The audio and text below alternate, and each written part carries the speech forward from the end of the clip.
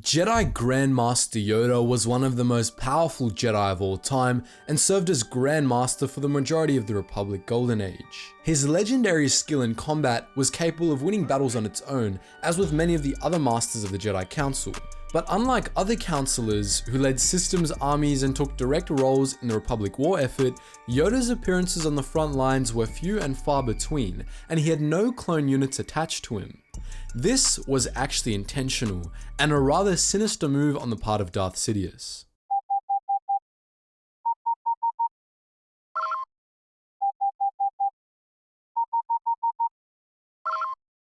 Attention, Sergeant on deck! As revealed in the Essential Guide to Chronology, Yoda's absence from the front lines of the Clone Wars was essentially deliberate, as Palpatine kept him on Coruscant for most of the war. As can be expected, this was less out of concern for Yoda's safety and more out of concern for the Sith Grand Plan. Yoda's absence from a major role in the conflict was because of many things, from ensuring balance between the Republic and CIS to ensuring that the Jedi Council remained blind. Before we dive into those reasons, we should probably point out first that, from an objective standpoint, it did actually make sense for Yoda not to have an active role in the war from perspectives other than Sidious's.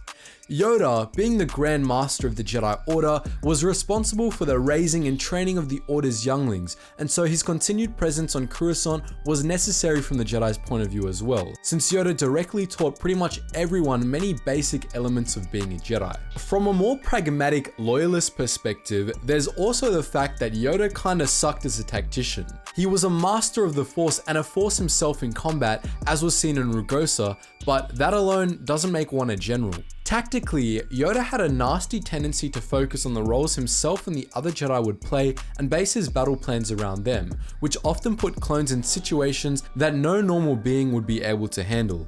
For a case in point, see the Battle of Geonosis, an engagement that Yoda masterminded in which clones died in the thousands, charging across plateaus that were perfectly capable of shooting across.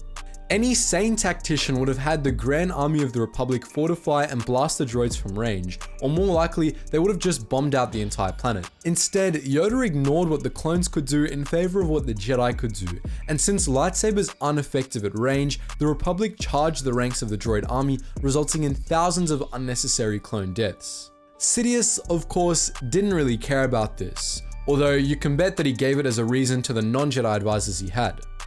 He was focused more on ensuring the success of the Sith Grand Plan, which Yoda had the potential to interfere with in several ways.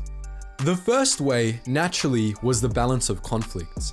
Sidious was known to manipulate events so as to ensure a relative balance of power between the Republic and CIS as a means of prolonging the war, as exemplified by his orchestration of the death of Commander Mirai and the destruction of the Mandalorian Protectors. Yoda, being Yoda, had the potential to be a great threat to this balance. After all, though he sucked as a tactician, Yoda was a master in combat. His presence on the battlefields of the Clone Wars likely would have cost the Confederacy most, if not all of their dark acolytes, none of whom were a match for Yoda, and their deaths would have resulted in a destabilizing void in the command staff of the CIS military.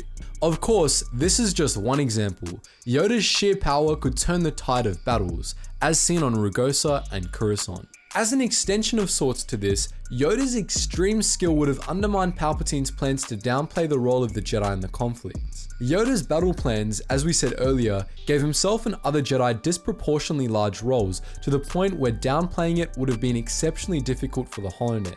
As a result, it would have been much harder to demonize the Jedi after the fall of the Republic, as they would have been widely celebrated as heroes. In reality, the HoloNet's downplaying of Jedi heroism led to widespread anti-Jedi sentiment, which led most people to gladly accept Order 66.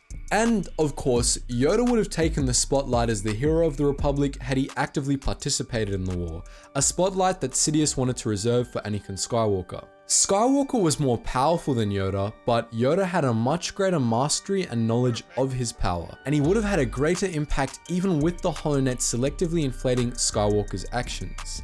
Yoda would have stolen the show as a result, forcing Anakin into second place.